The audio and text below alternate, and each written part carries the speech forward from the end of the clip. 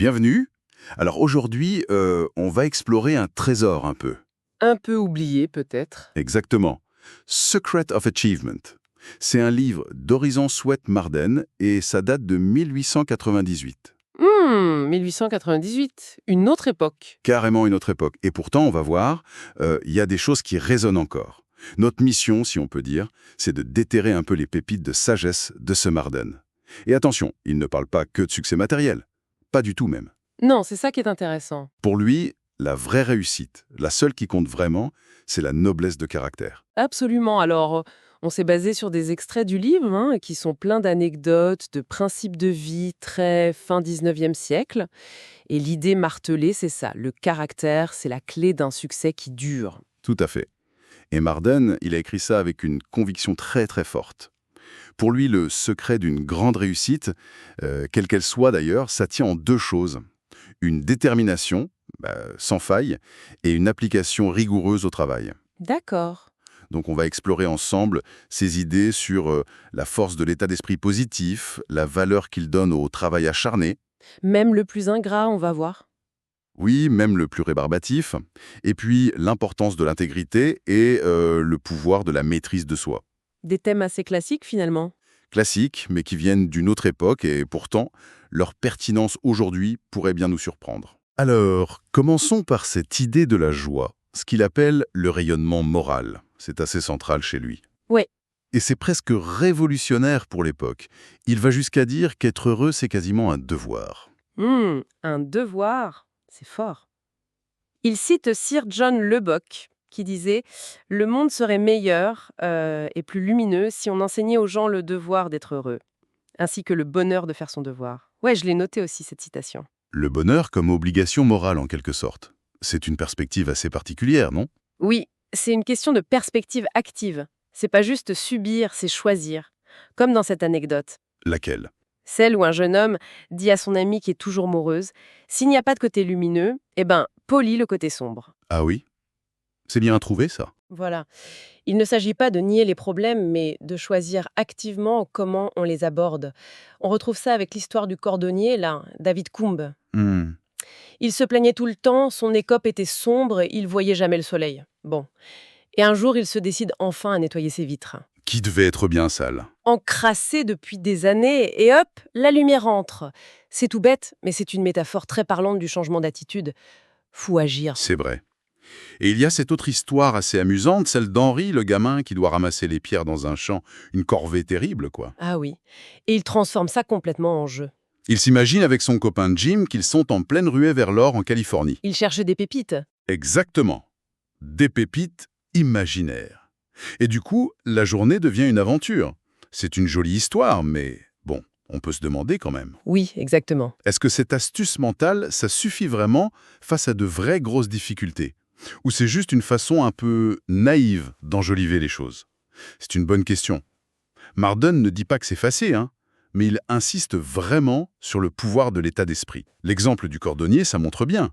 Il suffit pas d'y penser. Il faut agir. Nettoyer les vitres, l'action concrète. Voilà. Et au-delà de l'imagination, Marden parle aussi des bienfaits très concrets du rire. Il appelle ça une médecine bon marché. Ah oui, c'est vrai.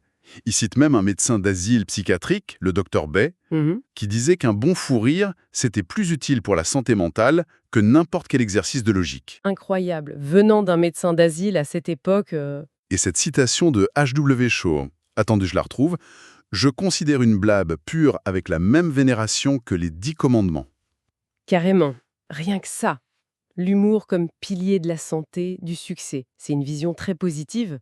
Il voit vraiment la joie, l'humour comme des forces actives. Et à l'inverse, À l'inverse, il met en garde contre ce qu'il nomme les brouillards mentaux. Le mécontentement chronique, l'anxiété, le souci permanent. le hamster dans la tête, quoi. Exactement. Et pour lui, ces états d'esprit négatifs, ils empêchent activement le soleil du bonheur d'entrer dans nos vies. Le lien est direct. Une attitude joyeuse, ça favorise le succès, mais aussi notre capacité à faire le bien autour de nous. Il propose même d'ajouter une béatitude. Oui. Heureux les faiseurs de joie. C'est joli, je trouve. Et il a cette phrase terrible, une seule journée d'inquiétude est plus épuisante qu'une semaine entière de travail. Ouch. Ça parle encore énormément aujourd'hui, le stress, le burn-out. Totalement. Et ça nous amène d'ailleurs à un autre concept central chez Marden. Oh. Et là, attention, ça risque de nous bousculer un peu plus, je pense. Notre sensibilité moderne, quoi. Ah oui, c'est-à-dire? C'est son éloge de la routine, hein, du travail vraiment ardu, ce qu'il appelle la drudgery, le labeur ingrat. Ah, la fameuse drudgery, oui. Et il va jusqu'à écrire « Béni soit le labeur ingrat ». Oula, Ouais, ça c'est quand même un message qui va contre-courant complet aujourd'hui, non? complètement. Alors où on parle de passion, d'épanouissement au travail, de chercher le flow, Voilà. Lui, il glorifie presque la corvée, quoi. C'est vrai que ça peut surprendre, mais pour Marden, c'est justement là, dans cet effort continu, dans cette capacité à continuer, même quand c'est devenu ennuyeux ou difficile. Quand l'enthousiasme du début est parti. Exactement. C'est là que réside le secret du succès durable. Il ne nie pas le talent, l'inspiration, mais il dit, sans travail acharné, le génie, il reste stérile. Il donne des exemples. Oui, il prend Raphaël. Immense talent, on est d'accord, mais Raphaël lui-même disait que son succès venait de son industrie acharnée. Ah bon? Et Michel-Ange, qui était pourtant son rival, disait de Raphaël qu'il devait plus à son labeur qu'à son génie. C'est intéressant cette hiérarchie. Le travail prime sur le talent inné. C'est ça. Ou l'histoire de Rubens. Un alchimiste vient le voir. Il veut savoir son secret pour transformer en or tout ce qu'il touche. La pierre philosophale du peintre, voilà. Et Rubens lui montre sa palette toute usée et lui dit « Vous arrivez 20 ans trop tard. C'est avec ça que je transforme tout en or. » Le secret, c'était juste des décennies de boulot quotidien. Exactement. Marden dirait que le fameux flow, dont on parle tant, il ne vient pas avant l'effort. Souvent, il arrive après avoir traversé la phase ingrate. L'exemple de Pierre le Grand est aussi assez fou. Ah oui, le tsar, Un tsar de Russie jeune, tu pourrais juste profiter de la vie de cour, clairement. mais non. Il part faire un tour d'Europe pour travailler. Il se fait apprenti charpentier en Hollande, ouvrier dans des usines en Angleterre, forgeron en Russie. Incroyable. Et apparemment, il était super fier d'avoir forgé lui-même 18 pouces de fer. C'est une vieille mesure russe en une seule journée. difficile d'imaginer un dirigeant actuel faire un stage incognito comme ça. Clairement pas. Mais ça montre un engagement total dans l'apprentissage par la pratique. Ou prenez Darwin. Mhm. Il a attendu 29 ans. 29 ans. Pour voir les résultats d'une expérience sur l'effet des vers de terre sur un champ de craie. 29 ans.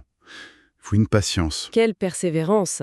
Quelle observation méticuleuse! Marden cite aussi Gladstone, le Premier ministre britannique, Oui. qui disait que son plus grand bonheur, c'était le travail. Et que son repos parfait, c'était pas de ne rien faire, mais de changer d'activité, passer d'un effort intellectuel à un effort physique, par exemple. L'idée maîtresse, c'est que le potentiel, seul, ça ne suffit pas. Jamais. Comme dit Mardonala, un boisseau de gland ne fait pas une forêt de chênes. Il faut planter. Il faut cultiver. Il faut bosser pour que ça devienne quelque chose. Et sa conclusion, c'est que cette tâche quotidienne, cette routine, ce train-train qu'on critique souvent, Oui, en fait, c'est notre meilleur prof. C'est ce labeur constant qui nous forge, qui développe l'attention aux détails, la ponctualité, la précision, la ténacité. la patience, l'abnégation même. Des qualités qui sont la base invisible du succès visible. Et cette discipline, cette constance, on sent que ça repose sur quelque chose d'encore plus profond chez lui. L'honnêteté. L'honnêteté absolue, c'est le troisième grand pilier de sa pensée. Ah oui. Le long terme. Il cite Pope, je crois. Un homme honnête est la plus noble œuvre de Dieu. Exactement. Il raconte cette anecdote sur John Quincy Adams, quand il était président des États-Unis. Son fils veut écrire une lettre perso sur du papier officiel de la Maison-Blanche. Adam l'arrête direct. Il lui dit d'utiliser son propre papier. Ça peut paraître presque tatillon aujourd'hui. Oui, un peu extrême peut-être. Mais ça marque l'idée d'un respect absolu du bien public et des principes. C'est cette rigueur-là qui construit ce que Marden appelle un capital précieux. Surtout pour ceux qui n'ont rien au départ. Exactement. L'intégrité, ça inspire la confiance. Et la confiance, ça ouvre des portes. Ça donne du crédit, de la sécurité et finalement du pouvoir. Il y a l'histoire des Rothschild aussi. Oui, l'histoire fondatrice. Mayer Anselme, le fondateur. Il reçoit en dépôt une fortune énorme du prince Guillaume de Hesse, qui doit fuir l'invasion française. C'était risqué de garder ça. Très risqué. Mais pendant des années, il protège cet argent, et quand le prince revient, il lui restitue tout, intégralement. Waouh! Cet acte d'une probité incroyable, ça a été la base de la confiance énorme accordée ensuite à la maison Rothschild. Et de leur prospérité phénoménale. L'honnêteté comme meilleur investissement, finalement. Et bien sûr, l'exemple incontournable, bien sûr, Abraham Lincoln. Honest Abe. Oui. Mardin raconte l'épisode de la Convention républicaine de Chicago, celle qui va le désigner candidat à la présidence. Ses amis lui télégraphient en urgence. Il faut absolument promettre des postes ministériels à certains pour avoir leur voix, sinon c'est perdu. Le genre de deal qui se fait tout le temps en politique, non? Probablement. Mais la réponse de Lincoln est hyper claire. Je n'autorise aucun marché et ne serai lié par aucun. Il préfère risquer de perdre. Il préfère risquer de perdre plutôt que de compromettre son intégrité. C'est fou. Et ça pose question d'ailleurs. Oui, Est-ce que ce genre d'intégrité absolue, c'est encore possible? Ou même vu comme souhaitable dans la politique actuelle? bonne question. Ça laisse songeur. Et cette insistance sur l'honnêteté, ça va avec son aversion pour le faux-semblant, ce qu'il appelle l'âge des tromperies ou l'âge des façades. Il n'aime pas la superficialité. Pas du tout. Il dénonce la prétention, l'importance qu'on donne à l'apparence plutôt qu'à la substance. Il se moque gentiment de cette jeune fille, Maria. Ah oui, celle qui revient du pensionnat chic. Voilà, et qui se met à parler un langage hyper affecté, hyper alambiqué. Elle parle de choses inexprimablement ineffables ou contumaces. Incompréhensible pour ses parents simples. Exactement, elle en devient ridicule. Le mot d'ordre qu'il défend, c'est la devise latine « esse quam videri ». Être plutôt que paraître. Une devise que beaucoup de familles nobles anglaises avaient adoptée d'ailleurs. Ça fait penser à Cromwell. Oui, et qui demande au peintre de le peindre tel quel, avec les verrues et tout. Il refuse la flatterie, l'idéalisation. Ou Josiah Wedgwood, le potier célèbre. Ah, Wedgwood! Il avait la réputation de casser sans pitié la moindre pièce qui sortait de ses ateliers avec un défaut, même minime, en disant « Cela ne conviendra pas à Josiah Wedgwood ». Quelle exigence! L'authenticité, la qualité avant tout. Tout à fait. Pour Marden, la conclusion est logique. La réputation, l'image qu'on a, ça découle forcément du caractère profond. On peut tricher un temps, jouer un rôle, le vernis finit toujours par craquer. Voilà. Le masque tombe. Donc il vaut mieux mettre son énergie à construire un caractère solide, authentique, plutôt qu'à essayer de polir sans arrêt une réputation qui reste fragile.